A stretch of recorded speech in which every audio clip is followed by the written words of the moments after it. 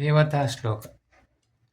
गुरुर्ब्रह्मा गुरुर्विष्णु गुरुर्देवो महेश्वरः गुरुसाक्षात् परब्रह्म तस्मै श्री गुरुवे नमः।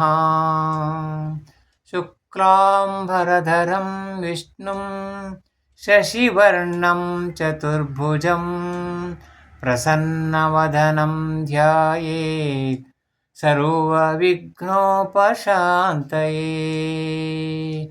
गजाननं भूतगणादिसेवितं कपित्थजम्बूफलसारभक्षितम् उमासुतं शोकविनाशकारणं नमामि विघ्नेश्वर पादपङ्कजम्।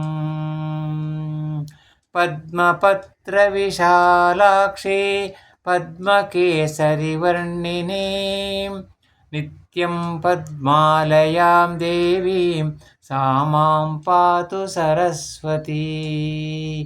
सरस्वती नमस्तुभ्यं वरदे कामरूपिणी विद्यारम्भं करिष्यामि सिद्धिर्भवतु मे सदा। विद्यारम्भं करिष्यामि सिद्धिर्भवतु मे सदा।